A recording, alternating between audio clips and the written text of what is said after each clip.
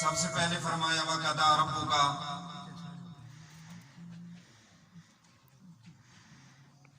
کہ اللہ کی عبادت کرو، اور اس کے متصل بات فرمایا اپنے والدین کے ساتھ اس نے سلوک کرو، اپنے والدین کی اطاعت کرو۔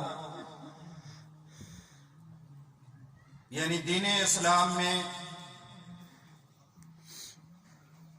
حقوق العباد میں سب سے پہلے جس کی اطاعت کی جائے گی، جس کا حکم مانا جائے گا، وہ والدین ہے۔ رحمت عالم صلی اللہ علیہ وسلم سے والدین کے بارے میں پوچھا گیا کہ یا رسول اللہ صلی اللہ علیہ وسلم، آپ کوئی والدین کا مختصر تعارف پیش فرمائیں۔ تو رحمت عالم صلی اللہ علیہ وسلم نے فرمایا قال ہما جنتک و نارک، وہ تمہارے لیے جنت بھی ہے، تمہارے لیے دوزخ بھی ہے۔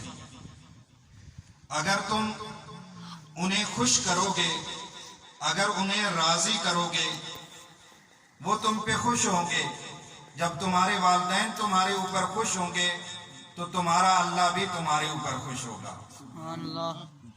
اور جب تم انہیں ناراض کرو گے، ان کی نافرمانی کرو گے، تو تمہارا رب بھی تمہارے اوپر ناراض ہوگا۔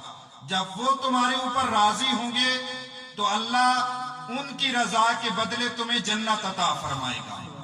جب وہ تمہارے اوپر ناراض ہو جائیں گے اور ان کی ناراضگی کا زمرہ اتنا بڑھ جائے گا، وہ دائرہ اتنا بڑھ جائے گا ان کی ناراضگی کا، کہ جب وہ تمہارے اوپر ناراض ہو جائیں گے تو تمہارا رب بھی تمہارے اوپر ناراض ہو جائے گا، تمہارا رسول بھی تمہارے اوپر ناراض ہو جائے گا۔ جس سے رب ناراض ہو جاتا ہے، جس پہ رسول ناراض ہو جاتا ہے، جنتی وہ ہو نہیں سکتا۔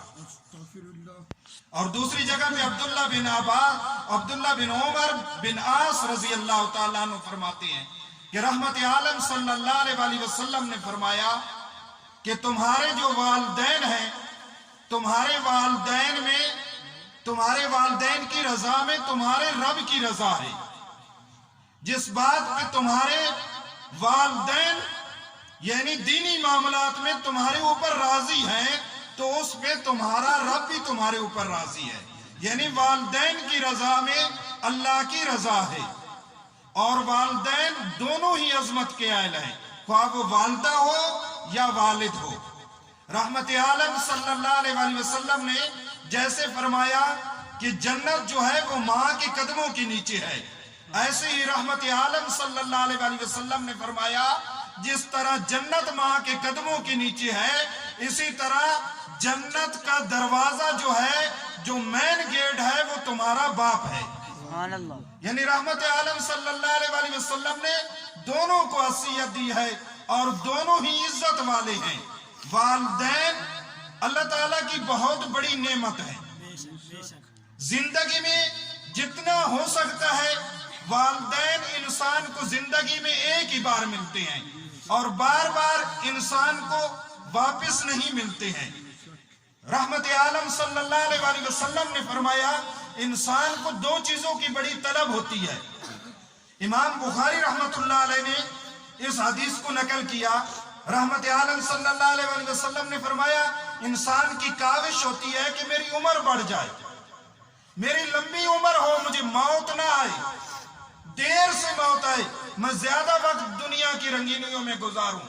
انسان کی کاوش ہوتی ہے، اس کی کوشش ہوتی ہے، اس کی تمنا ہوتی ہے کہ اس کے پاس وسیع رزق ہو، زیادہ مال و دولت ہو۔ یعنی وہ مال کی بھی تمنا کرتا ہے اور عمر کی بھی تمنا کرتا ہے۔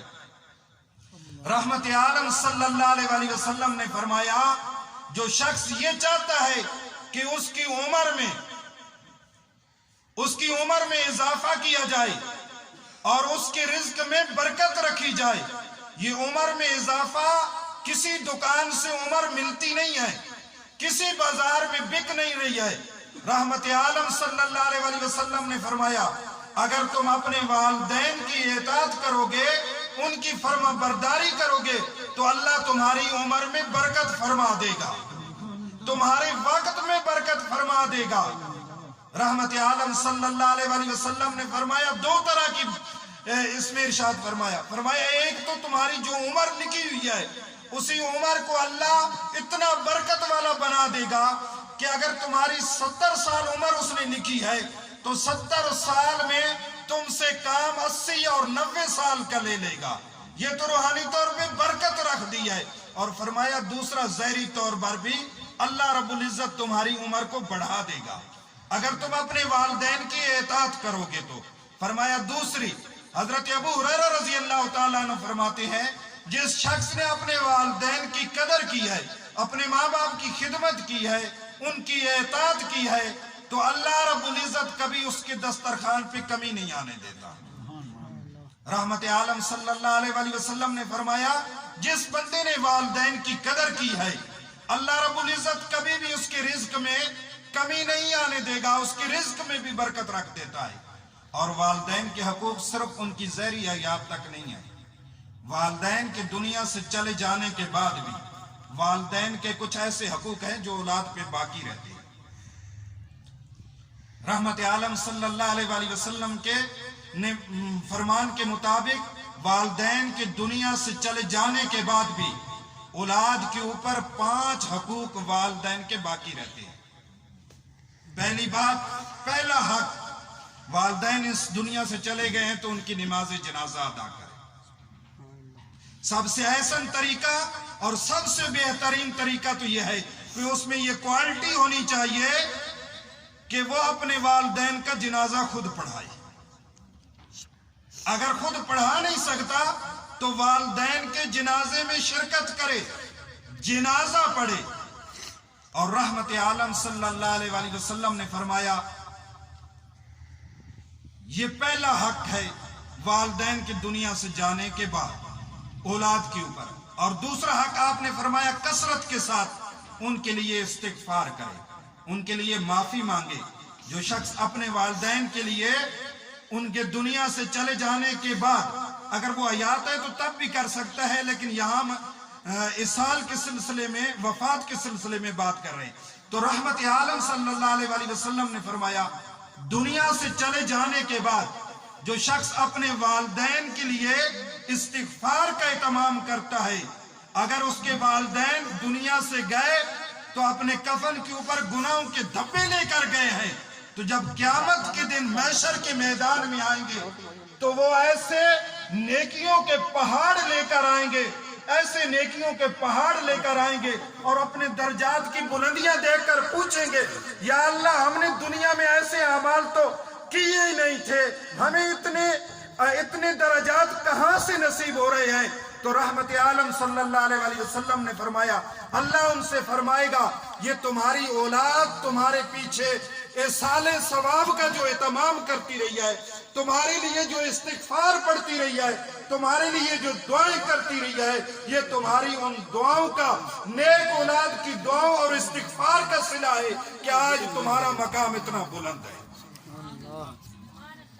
فرمایا تیسرا وعدہ اور تیسرا حق یہ ہے کہ جو والدین کے دوست ہیں، والدین کے دوست ہیں، باپ کے دوست ہیں، ماں کی سہیلیاں ہیں، ان کے ساتھ حسن سلوک کے ساتھ پیش آئے۔ یا میں رک کر ایک بات کہنا چاہتا ہوں کہ ہمارے معاشرے کو کس چیز کی ضرورت ہے۔ یہاں رحمت عالم صلی اللہ علیہ وسلم نے دوستوں کی بات کی ہے۔ جو والد کے دوست ہیں، والدہ کی سہیلیاں ہیں، ان کے ساتھ اسی طریقے سے پیش آئے جس طریقے میں ان کی حیات میں پیش آتا تھا۔ مکافات عمل دستک نہیں دیتی ہے، قابل غور بات ہے، مکافات عمل دستک نہیں دیتی ہے اور نہ ہی کسی کے دروازہ کھلنے کا انتظار کرتی ہے۔ اس نے جہاں جانا ہوتا ہے اپنے لیے خود ہی دروازے کھول لیتی ہے۔ آج اس دنیا میں جو کرو گے، جو آج تم کرو گے کل وہی تمہارے ساتھ ہوگا۔ اگر دوسروں کی زندگیاں دشوار کر کے، دوسروں کی زندگیاں مشکل کر کے، دوسروں کی زندگیاں جہنم بنا کر तुम सजदों में कहो, वालिदैन की नाफरमानियां करके, रिश्ते तोड़ करके, चचा के साथ दुश्मनियां डाल के, बहन भाइयों के साथ दुश्मनियां डालकर, बगावतें करके और नफरतें पैदा करके तुम कहो कि हमें सजदों से जन्नत मिल जाएगी, ऐसा हरगिज नहीं हो सकता। ये मफाकात अमल है, ऐसा हरगिज नहीं हो सकता। यानी जो आज करोगे वही तुम्हारे साथ होगा। तो रहमत आलम सल्लल्लाहु अलैहि वसल्लम ने चौथा हक क्या बताया?